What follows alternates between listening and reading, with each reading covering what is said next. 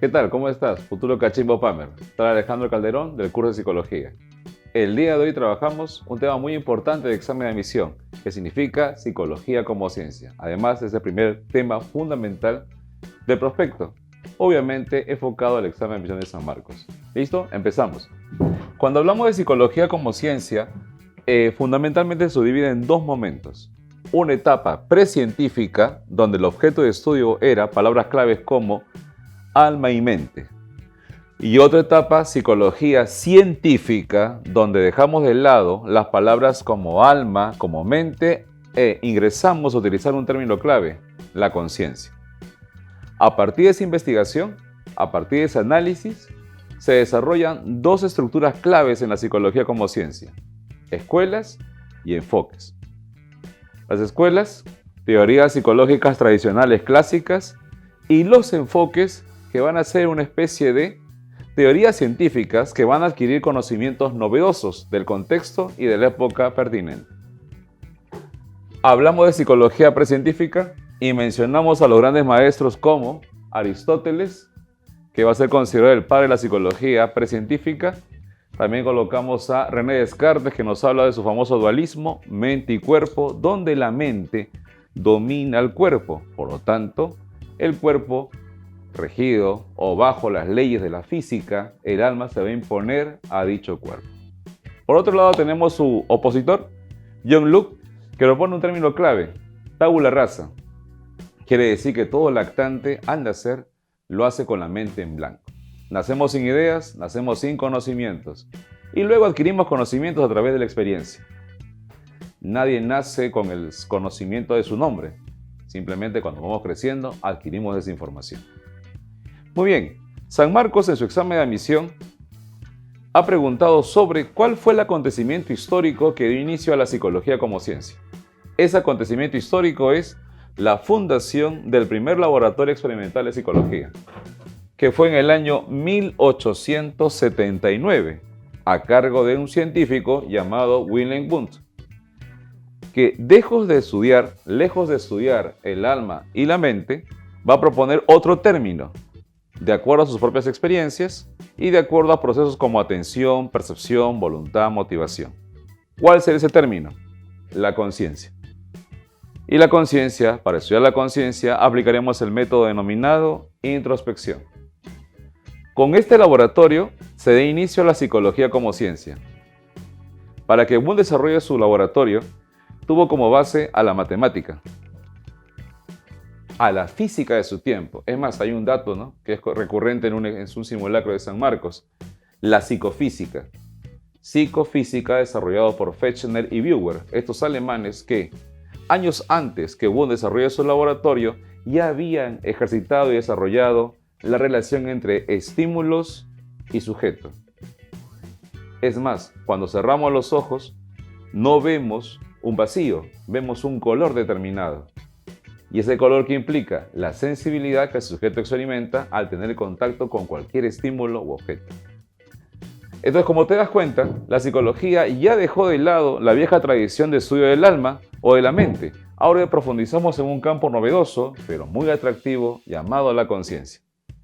Y a partir del estudio de la conciencia, nace la primera escuela psicológica. Y recuerda que la primera escuela psicológica nace como consecuencia de la fundación del primer laboratorio. Este acontecimiento histórico, 1879, a cargo de Wundt y un colega, Edward Titchener. Para Wundt, lo más importante es la conciencia, porque la conciencia, ¿qué nos permite? Darnos cuenta de la realidad. Por ejemplo, en este momento estamos en un taburete, me permite ser consciente de trasladarme, de explicar, de proponer, de simplemente hablar. ¿Qué implica eso? Actividades conscientes.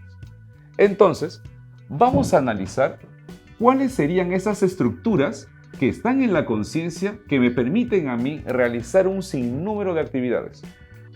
Para eso, Wundt delimitó que el objeto de estudio de la psicología debería de ser la estructura de la conciencia.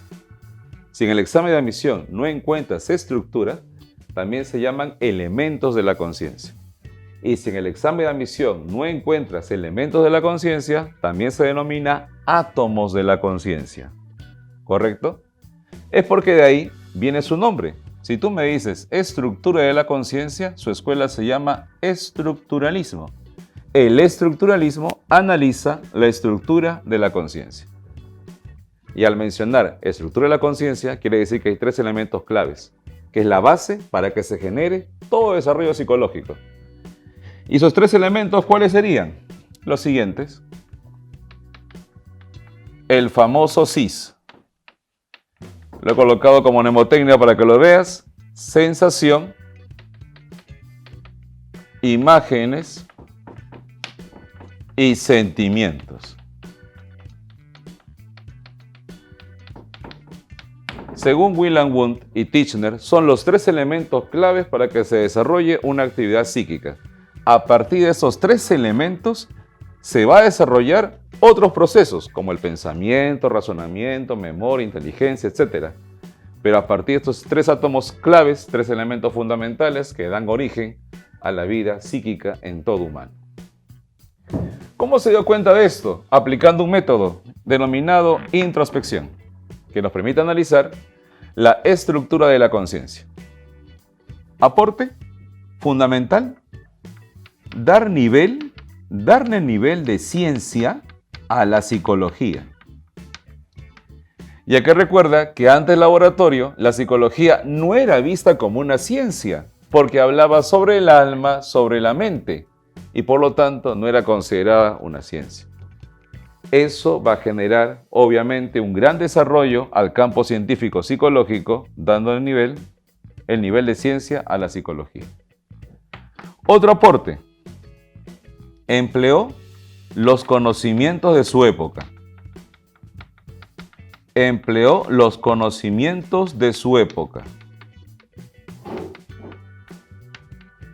Y al mencionar conocimiento de su época, ¿qué va a emplear? La física, la matemática.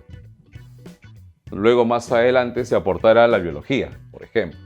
Ciencias auxiliares, por decirlo así, a la psicología, que van a aportar de una u otra manera para enriquecer el campo científico. Nivel de ciencia, conocimiento de su época, y un dato que vino como simulacro de examen de admisión San Marcos, simulacro 2019, fue que el estructuralismo rechazó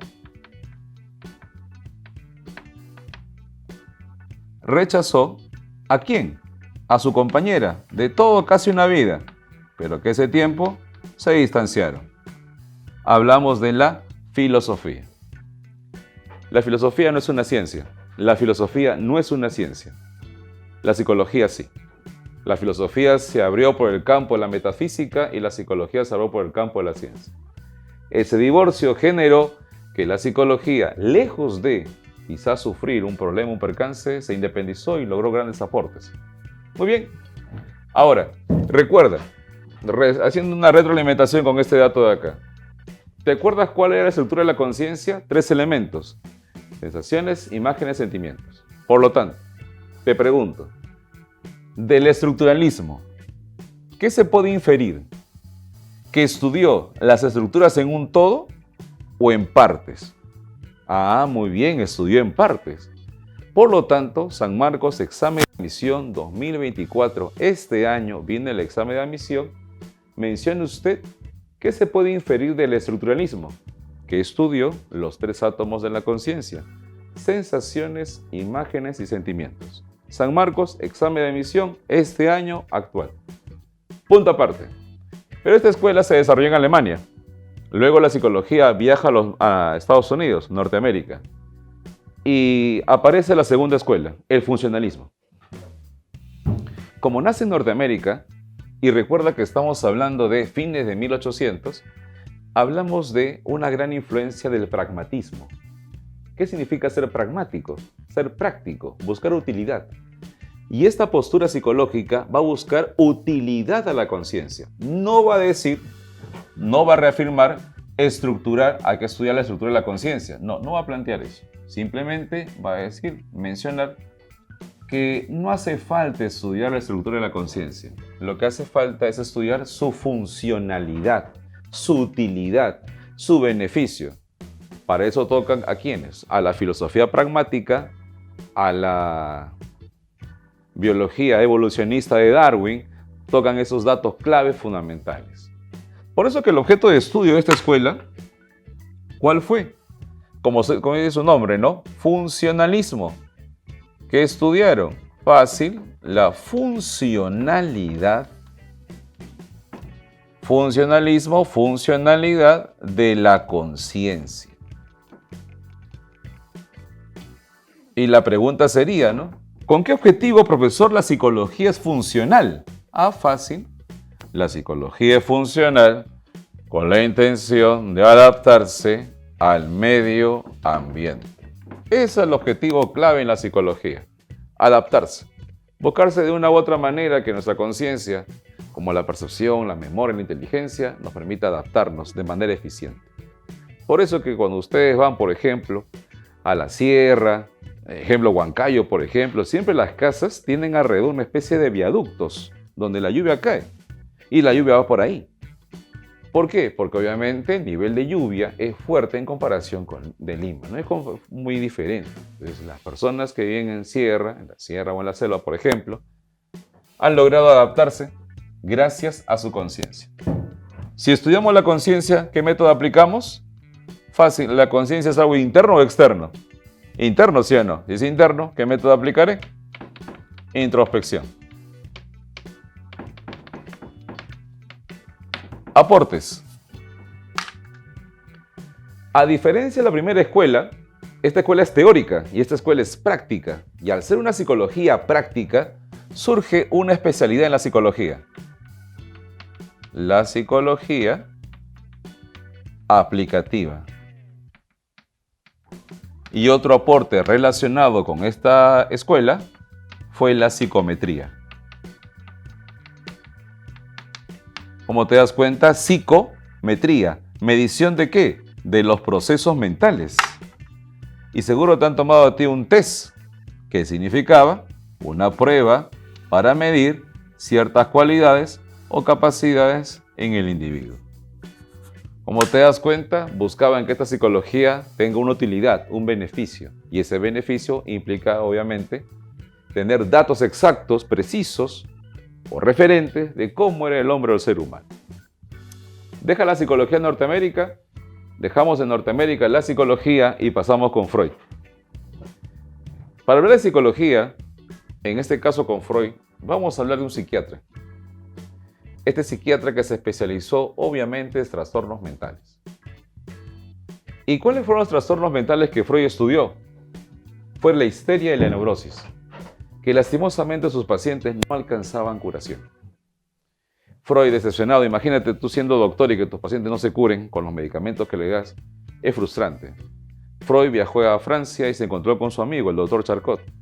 Y con Charcot comenzaron a investigar o a proponer métodos no científicos, como la hipnosis, que Freud aplicó a inicio de 1900, y luego la catarsis, que significa purificación del alma en literatura. Estos dos métodos no científicos generaron un aliciente para Freud, pero Freud quería algo más. Quería obviamente encontrar la razón de ser por qué sus pacientes sufren trastornos y no logran curarse. A eso. Entonces Freud se centró en eso. Y comenzó a analizar los pacientes, comenzando a analizar a diferentes pacientes, Freud se dio cuenta que el problema no estaba en el consciente. El problema, ¿dónde estaba? En la parte más profunda de la persona, el inconsciente. Propone a inicio de 1900 algo que nadie había desarrollado en psicología. Le da un vuelco, totalmente un giro, obviamente prominente a la psicología, y deja de lado la conciencia y profundiza en el inconsciente. En el inconsciente. ¿Y qué es el inconsciente? Muy bien, colocamos el inconsciente es la base de la personalidad. El inconsciente es la base de la personalidad. O sea, realmente cómo somos. Y para Freud, nuestra personalidad tiene lo siguiente. Colocamos acá. Tiene impulsos. impulsos. Seguro tu amigo o tu amiga alguna vez actuó de una manera y luego se preguntó por qué actué de esa manera. ¿Pero por qué lo hice? Qué raro, yo no soy así. ¿Por qué actuó de manera impulsiva? Eso implica que, como dice Freud, actuó mediante los impulsos. Y hay dos tipos de impulsos para Freud. Los impulsos de vida, eros. Los impulsos de muerte, tánatos. Por ejemplo, ¿no? Si una pareja de enamorados se está besando, ¿qué está manifestando? Eros, impulso de vida. Ya está. Pero ¿qué pasaría si esa pareja está peleando? Tánatos, energía de destrucción. O sea, profesor, que para Freud tenemos dos aspectos en el ser humano, claro, la vida y la muerte, la impulsividad y obviamente la pasividad. Y el ser humano constantemente está luchando en esos impulsos. También para Freud, en el inconsciente que se encuentran anhelos, sueños, metas, objetivos. Por eso que tu compañero sueña ingresando a San Marcos, porque inconscientemente está pensando en San Marcos. Se levanta, se va a la academia, San Marcos. Está estudiando, almorzando, San Marcos. Sale de su casa, no sale de la academia, perdón, camino a su casa, San Marcos. Todo es San Marcos para él. ¿Y cómo lo va a manifestar? Durante los sueños. Y los sueños, hablamos de, como dice Freud, el mundo onírico. Hay un libro de Freud llamado Interpretación de los sueños, que nos habla de cómo los sueños se relacionan inmediatamente con nuestra actividad diaria. Los sueños, los anhelos, las metas que queremos o que queremos lograr, siempre va relacionado con el inconsciente. Y los lapsus son errores que uno comete. Por ejemplo, esta congresista en el país, cuando estaba juramentando, dijo, ¿no? Por Dios y por la plata. Cuando lo correcto hubiera dicho, no, por Dios y por la patria. Pero dijo por Dios y por la plata. ¿Por qué dijo por Dios y por la plata? Porque inconscientemente, obviamente estaba pensando en otra cosa, en su beneficio personal y no del país. Ese lapsus es un error. Y ese lapsus se denomina lapsus linguae, a la hora de hablar. Y cuando cometemos un error, se llama lapsus calamis, error a la hora de actuar. Para que Freud tenga en cuenta su teoría, el inconsciente, aplicó un método llamado asociación libre de ideas, que consiste en dar libertad al paciente para que se exprese. Mientras el paciente más se exprese, tenga mayor libertad, el psicoanalista podrá analizar qué problema tiene. Por eso que el método se denomina asociación libre de ideas, que consiste en dar libertad al paciente. Simulacro, examen de admisión, San Marcos, 2019. Dar libertad al paciente. Y si damos libertad al paciente, ¿qué significa? Estamos dando ¿qué cosa? Esa capacidad para que el paciente se exprese. Y si el paciente se expresa, ¿qué significa? Que obviamente eso va a facilitar al terapeuta para encontrar cuál es el problema. Por ejemplo, ¿no? Si una niña o una chica, un chico ingresa a terapia y el psicólogo le pregunta de frente, ¿cómo te llevabas con tus padres? Ese psicólogo es psicoanalista, porque siempre el psicoanalista te pregunta, indaga sobre los primeros años de vida. El psicoanalista trabaja con eso. Un aporte de Freud por eso es que, para Freud, la personalidad se forma en la infancia. Y ahí propone sus famosos complejo de Edipo y complejo de Electra, ¿no? Edipo es cuando el niño tiene una fijación amorosa, afectiva con la madre. Y el complejo de Electra, o Edipo invertido, es cuando la niña tiene una fijación hacia el padre. Esos amores ideales en la infancia y niñez se proyectan a la adultez. En algunos casos, como decía Freud. También Freud habló de la teoría de la psicosexualidad. Desde que nacemos, somos seres humanos sexuales. Y esa sexualidad lo manifestamos desde que estamos en el mundo, acercándonos a la madre y consumiendo la leche. Esa actividad de succionar implica un centro de placer, la boca, la primera etapa llamada oral. Y en la etapa oral, el bebé satisface su necesidad de alimentación y también el placer que experimenta al succionar, en este caso para consumir el alimento. También Freud, cuando habló de la personalidad, comparó a la personalidad con un iceberg.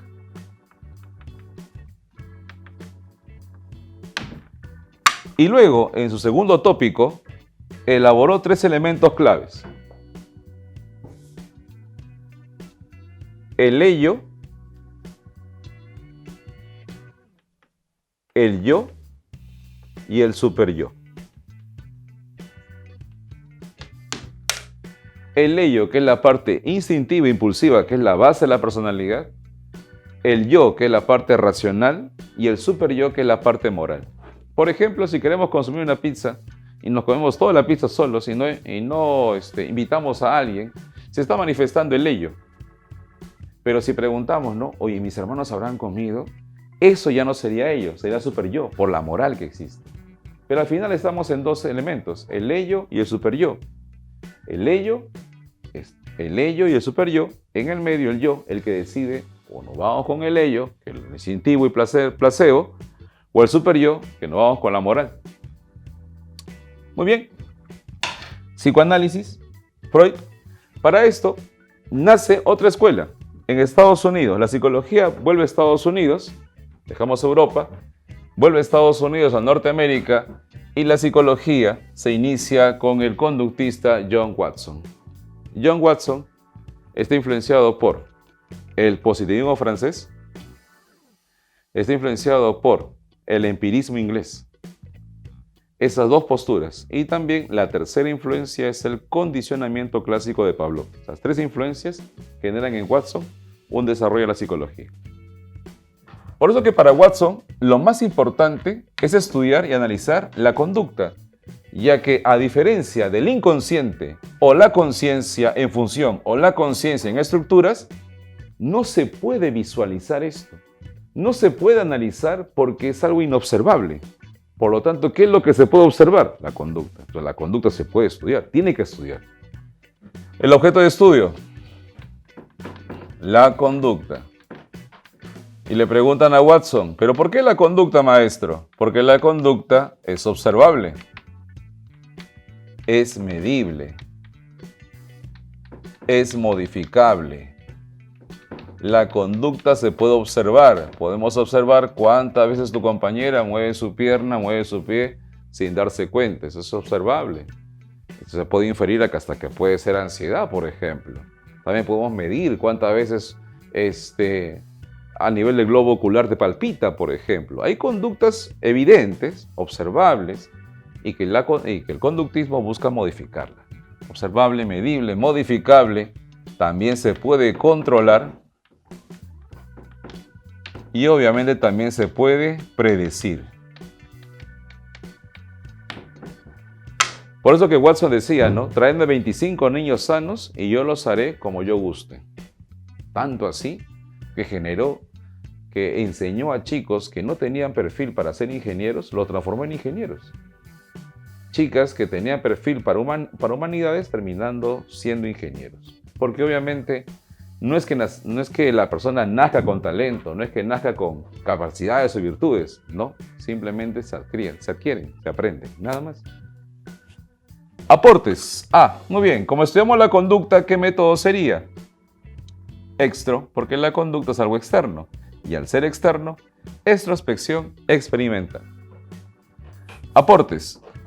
San Marcos, examen de admisión 2024, marzo. Hace un momento que lo aplicamos también, 2024, este año. O sea que ese tema es muy recurrente. San Marcos, examen de admisión. Vino, esta parte de acá. Aprendizaje como producto. ¿Qué significa? Que cuando aprendemos, tenemos el siguiente esquema. ER. Estímulo, respuesta. Y con este esquema, Watson trataba de explicar la terapia fóbica.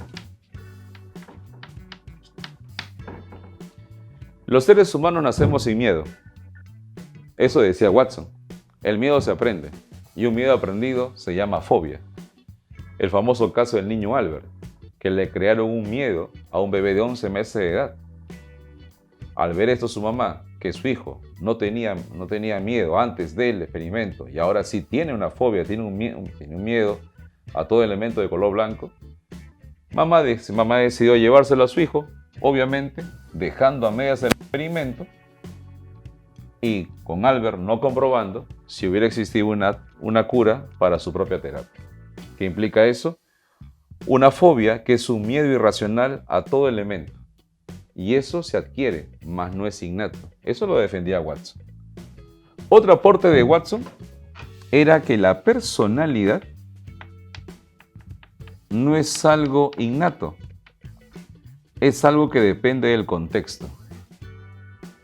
Es algo que depende del contexto. Si tenemos un contexto estudioso, hay muchas probabilidades que el niño que conviva o que se desarrolle en un ambiente donde hay estudio, termine con perfil de estudio, es decir, un perfil académico. A diferencia del chico que viene de familia permisiva y donde no existen reglas y normas y el ambiente influye sobre él. Para Watson, el ambiente influye sobre el sujeto, más no el sujeto sobre el ambiente. Y para terminar con las escuelas, ya para pasar a enfoques, la escuela que nace en 1900. Dejamos Norteamérica y pasamos a Alemania. Para terminar, la última escuela psicológica llamada la Gestalt. La Gestalt es un vocablo alemán que significa forma o configuración. Es más, los alemanes tienen esa tendencia, ¿no?, a crear siempre neologismos. Y un neologismo es la palabra o el término o la escuela Gestalt. La Gestalt, que nace en Alemania, toma como objeto de estudio algo elemental, algo fundamental. Retomando temas anteriores, la conciencia. San Marcos, examen de admisión 2023. Para la Gestalt, la conciencia, ¿cómo se debe estudiar? A, de una manera holística. ¿Y qué es holística? Como dicen los gestálticos, holística significa totalizador. Profesor, ¿cómo es esto? A ver, fácil. Cuando observamos la clase, no observamos una parte de la clase, observamos toda la clase. Y a partir de toda la clase, recién te puedes fijar o centrar en un elemento clave. Cuando conoces a alguien, ¿cómo lo conoces? ¿En todo o en partes? Obviamente en todo. O tienes una idea general sobre esa persona. Y esa idea general, nuestra conciencia comienza a elaborar esa información. Por eso que para la Gestalt, nuestra conciencia no trabaja en estructuras como la primera escuela, sino trabaja en su totalidad. Porque para analizar a una persona no podemos analizar solo en un aspecto, sino en todos los aspectos posibles. Como te das cuenta, hay un dato. La Gestalt se opone a la escuela estructuralista, porque estudia la estructura de la conciencia. En cambio, la Gestalt no estudia la estructura, lo estudia en un todo. Totalizador. Totalizador.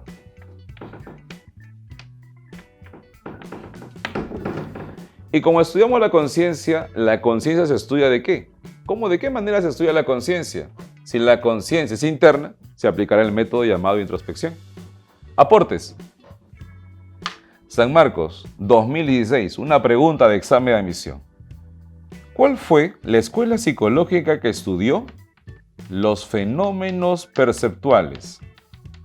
Es decir, la percepción. La escuela psicológica que estudió los fenómenos perceptuales fue la Gestalt. Y seguro tú has visto en algunos dibujitos que cuando... a ver. Ha bloqueado, ¿no? Lo voy a poner acá.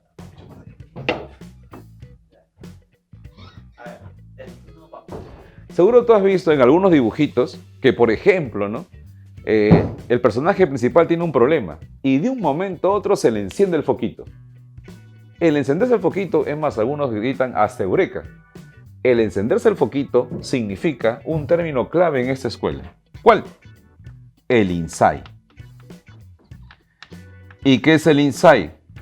El aprendizaje de manera súbita y espontánea. Es cuando tenemos un problema y de un momento a otro se enciende el foquito y encontramos la solución novedosa, creativa a un problema determinado. Muy bien, y para terminar con la clase, hablamos de enfoques. A diferencia de escuelas tradicionales clásicas, en los enfoques, el enfoque absorbe diferentes conocimientos de su época, diferentes teorías de su contexto, de su época, y busca una utilidad práctica, más no teórica como algunas escuelas, una utilidad práctica al fin de la psicología. Para eso, colocamos los dos enfoques más importantes y sobre todo los que están en el prospecto de examen de admisión, que ha venido obviamente en el examen de admisión de San Marcos. El año pasado, 2023, San Marcos examen de admisión y el 2022, examen de admisión San Marcos. Empezamos con el primer enfoque, el cognitivista. El cognitivista también se le llama enfoque cibernético. ¿Y por qué cibernético? Fácil, porque compara la mente humana con un computador. Nuestra mente procesa información, sí. La computadora procesa información, también. Por lo tanto, ambos que tenemos, procesos mentales. Colocamos acá, ambos coincidimos en que poseemos procesos mentales. Y si tenemos procesos mentales, ¿qué haremos? Un procesamiento de información. Realizaremos un procesamiento de información. Gracias a esos procesos, podemos pensar, amar, querer, soñar, postular, etcétera, etcétera, etcétera. Pero gracias a esos procesos mentales. Por eso que el cognitivismo plantea un término clave también, aparte de ser un procesador de información, que plantea. Una persona, por ejemplo, tiene problemas y cuando va a un psicólogo cognitivista, el psicólogo cognitivista ¿qué busca? Que esta persona con problemas busque de una u otra manera o le dé estrategias para que cambie su manera de pensar, para que cambie sus estructuras mentales. Por ejemplo, ¿no? Si lastimosamente una pareja de enamorados terminó su relación y la persona, una de las dos partes, piensa que ha sido totalmente su culpa, que por su culpa han terminado la relación, esas ideas van a generar ciertos problemas en la persona, tanto físicos como mentales. Por lo que lo importante, según los cognitivistas, es, si bien es cierto, se acabó la relación, pero tú no tienes la culpa de todo, porque es ambas partes. Entonces, con eso, ¿qué le está diciendo? Que cambie poco a poco sus estructuras mentales. Porque si cambia su estructura mental, cambiará también tu actitud frente al problema y podrás curarte. Ese es el objetivo de la terapia. Si yo pienso que a nadie le importo, eso afectará mi autoestima, mis relaciones sociales y mi interacción con los demás. Y eso va a traer como consecuencia que obviamente me vaya mal. Colocamos acá. Estructuras mentales. Es decir, mi pensar influye sobre mi actuar. Eso es lo que te quiere decir los cognitivistas. Por eso que está muy de moda, ¿no? El pensamiento positivo. Si yo pienso positivo, obviamente, según este enfoque, por si acaso, me irá todo bien. Siguiente enfoque, y el último, uno de los más importantes que nace como consecuencia de las guerras mundiales y también producto de la influencia del existencialismo, postura filosófica europea. Nace el humanismo. El humanismo fundado en Norteamérica con Abraham Maslow y Carl Rogers. Tanto Maslow como Rogers proponen en el humanismo que todo hombre tiene como anhelo, busca siempre elaborar ¿qué cosa? Un proyecto de vida. Es decir, Todo hombre busca la autorrealización. ¿Buscamos autorrealizarnos? Claro que sí. El humanismo propone que la autorrealización no solamente es un aspecto, ¿no? Tengo mucho dinero, soy eficiente profesionalmente. No, en todos los ámbitos. Personal, familiar, laboral, social, sentimental, etc. Por eso que para lograr un gran proyecto de vida es muy importante conocerme. Y si me conozco, podré conocer a los demás, inclusive a una pareja. Pero si no me conozco, ¿cómo voy a conocer a otra persona? Es imposible, le puedo hacer daño. De repente no conozco que soy celoso, tengo una relación con esa persona y perjudico su autoestima, porque no me conozco. Y esta palabra es clave para los humanistas. Si uno se conoce, sabrá estructurar su proyecto de vida y por ende generará una adecuada autoestima. Abraham Maslow desarrolló su famosa jerarquía de necesidades. Para Maslow existen una jerarquía de necesidades, de las más básicas a las más superiores.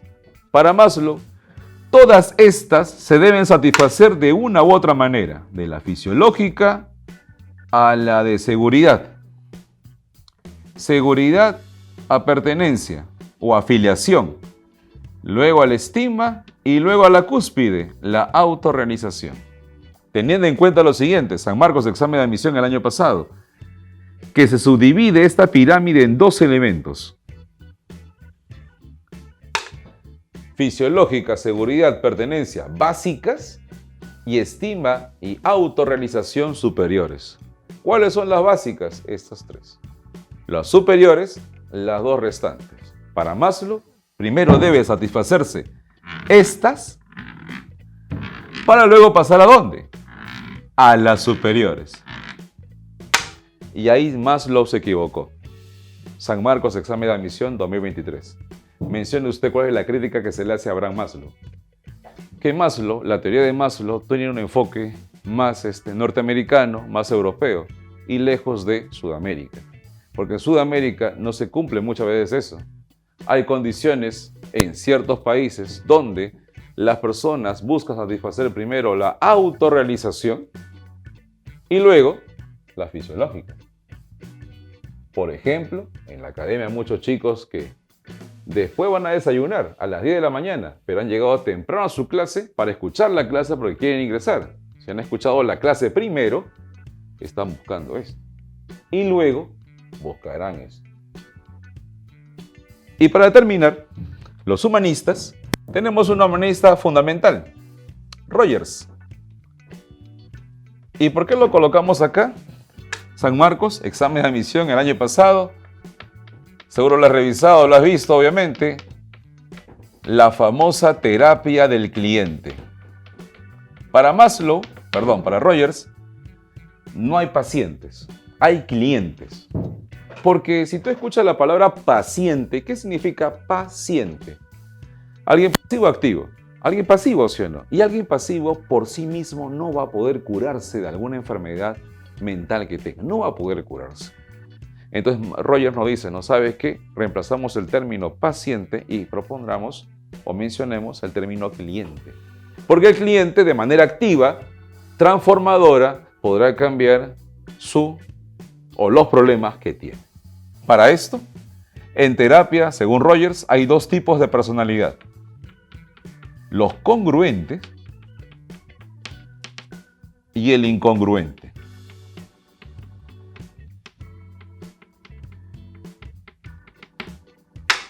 ¿Quién es el congruente? El que piensa y lo hace. Si pienso estudiar, voy a estudiar. Si pienso, no sé, en ayudar a mi papá, a mi mamá, voy a hacerlo. En cambio, el incongruente, ¿qué hace? Lo piensa, pero cuando va a hacer eso, hace otra cosa. Voy a estudiar, ya después voy a estudiar. ¿Cuándo es el examen? El examen es el viernes, sobrado, hoy es lunes, entonces voy a estudiar el martes mejor. Estoy a tiempo, martes, miércoles, llega el jueves, oye, me queda un día para estudiar, ¿qué voy a hacer? Pero el viernes en la noche es el examen, entonces me levanto temprano el viernes y me pongo a estudiar. Y así voy laxando el tiempo. Y ahí vienen los problemas emocionales, el estrés, ansiedad. Profesor, ¿y cómo me doy cuenta de eso? Cuando te vas a la ducha, te estás bañando y se cae tu cabello. Es un síntoma de estrés crónico. Maslow y Rogers buscan que la persona se desarrolle en toda su totalidad y siempre busca el autoconocimiento y la autoestima. Muy bien, chicos, gracias por escuchar la clase. Nos vemos.